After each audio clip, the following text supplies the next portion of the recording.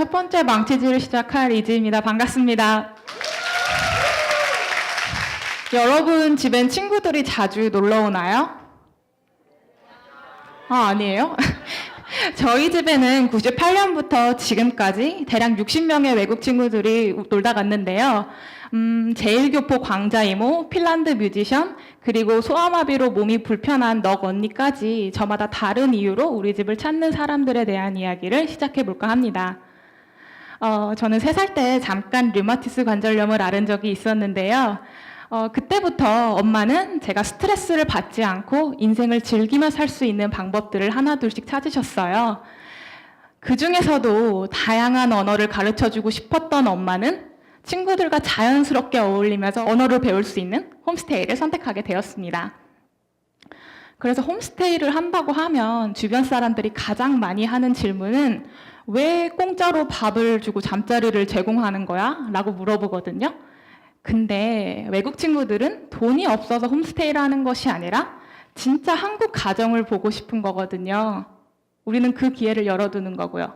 그래서 내가 쓰던 방 하나 내어주고 우리가 항상 먹는 음식에 숟가락 하나 얹는 일이 전부예요. 우리는 가장 먼저 조사표라는 걸 서로 주고받습니다. 여기에는 사진과 이름, 취미 등 아주 간략한 정보들이 담겨 있어요. 그리고 조사표를 받고 너무 설렌 나머지 만나기도 전에 이렇게 편지를 보내오는 친구들도 있었는데요. 제 친구 하루카가 저에게 보낸 편지예요.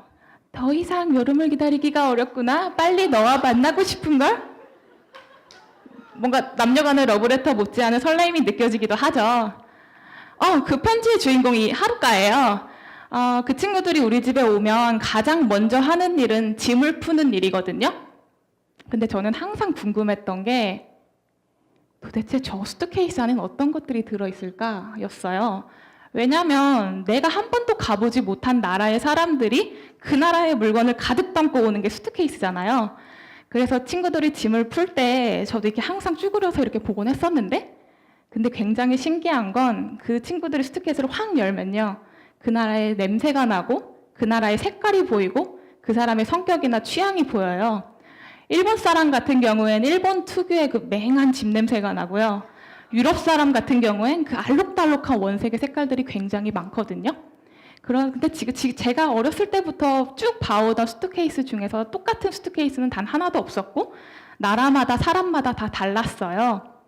그래서 수트케이스는 어쩌면 그 사람의 색깔을 보여줄 수 있는 물건이 아닐까라고 생각을 했고, 이번에 오는 사람은 도대체 어떤 색깔을 갖고 있을까? 항상 궁금했었어요, 저는. 이렇게 짐을 다 풀고 나면 이제 너무 어색하니까 소파에 앉아서 우리는 서로 소개를 했거든요. 저는 특히 이 소개북으로 친구들에게 저를 소개했었어요. 친구들에게 소개해주고 싶은 것들을 잡지나 신문에서 오려가지고 이런 형식으로 붙여가지고 제 나름대로 소개를 했었는데, 한국 소개를 하기도 하고 제 소개를 하기도 했었어요. 이렇게 친해지면 우리는 과연 뭘 할까요? 맞아요. 이렇게 놉니다. 어떻게 노냐면 이렇게 테이블에 둘러앉아서 게임을 하기도 하고요. 그리고 말은 통하진 않지만 음악으로 소통을 하기도 하고, 그리고 가끔은 이렇게 여행을 가기도 했고, 그리고 외국에는 없는 봉선화 물들이기도 함께 드렸었어요. 이렇게 정말 다양한 사람들이 많이 왔는데 저는 그 중에서 가장 기억에 남는 사람이 있다면 닉 오빠거든요. 오빠는 23년 전에 네덜란드로 입양을 갔었어요. 그리고 이때 처음 여자친구 수잔느와 함께 한국을 방문하던 때였죠. 근데 여기 보시면 아시겠지만 오빠는 한국 사람들의 일상에 대해서 굉장히 관심이 많았거든요. 그래서 한국을 배우려고 하는 그 의지가 굉장히 강했는데, 오빠뿐만이 아니라 미국으로, 유럽으로 입양을 갔던 언니 오빠들은 아마 이런 생각을 했을 거예요. 내가 만약에 한국에서 계속 쭉 살았더라면 이런 가정에서 이런 음식을 먹고 그리고 이런 언어를 사용하면서 내가 여기 지냈겠지? 라고 생각을 하면서 한국을 느끼는 그런 것들이 열정이 굉장히 강했거든요. 그래서 저도 언니 오빠들을 보면서 한국에 대해서 그리고 우리 부모님에 대해서 다시 한번 생각할 수 있었던 계기가 되었던 것 같습니다. 근데 홈스테이를 하면 우리는 많은 곳을 돌아다니거든요. 근데 그 친구들이 항상 들고 다니는 건 카메라였어요. 되게 신기한 건요, 그 친구들이 재밌다고 찍는 사진들을 보면 되게 일상적이고 보편적인 것들을 찍는 거예요.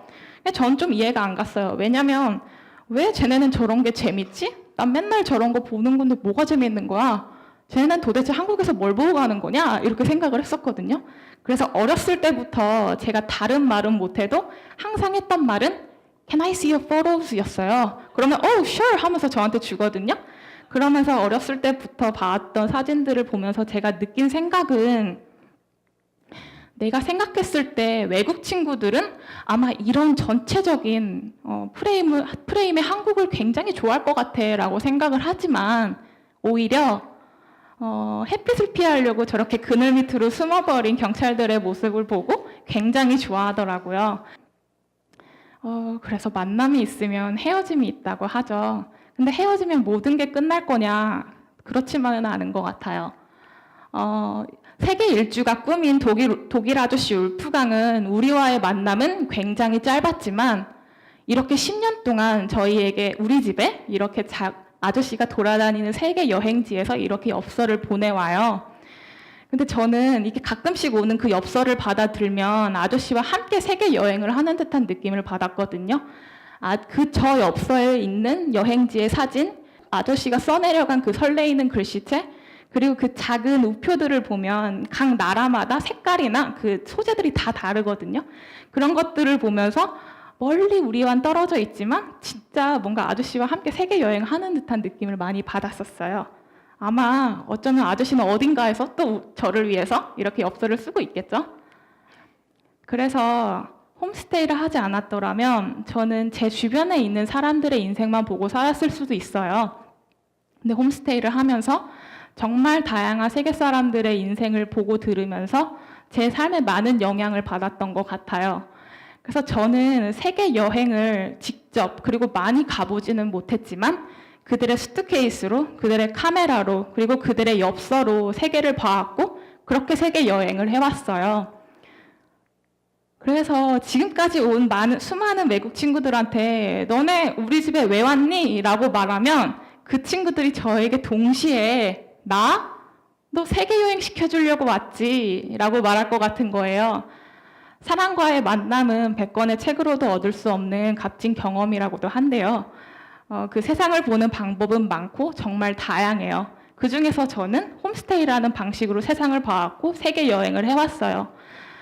여러분들은 저와는 또 다른 방식으로 세상을 보고 있겠죠. 여러분들이 보는 세상은 어떤 건가요? 제 발표는 여기까지고요.